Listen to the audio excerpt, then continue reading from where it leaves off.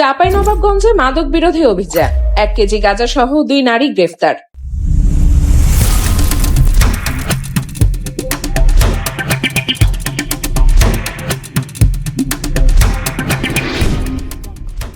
চাঁপাইনবাবগঞ্জ জেলায় মাদকের বিরুদ্ধে জিরো টলারেন্স নীতি বাস্তবায়নে জেলা মাদকদ্রব্য নিয়ন্ত্রণ অধিদপ্তর ডিএনসি এক সফল অভিযান পরিচালনা করেছে।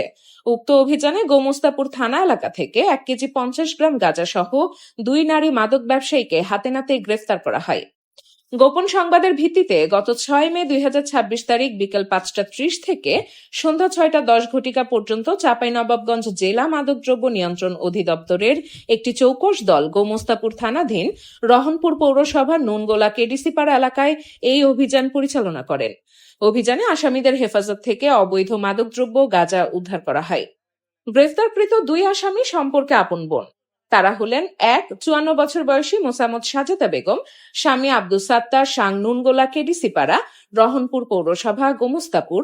2 58 বছর বয়সী মোসাম্মদ শাহিদা বেগম, স্বামী মৃত শামসুল আলম, বর্তমান ঠিকানা নুনগোলা কেডিসিপাড়া, সাজেদার বাড়ি, স্থায়ী ঠিকানা গ্রাম মহাডাঙ্গা, পোরশা, নওগাঁ।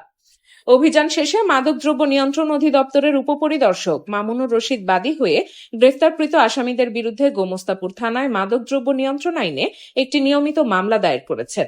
মাদকদ্রব্য নিয়ন্ত্রণ অধিদপ্তরের পক্ষ থেকে জানানো হয়েছে, মাদকের বিস্তার রোধে এবং জনস্বাস্থ্যের সুরক্ষায় এ ধরনের অভিযান ভবিষ্যতে আরও জোরদার করা হবে।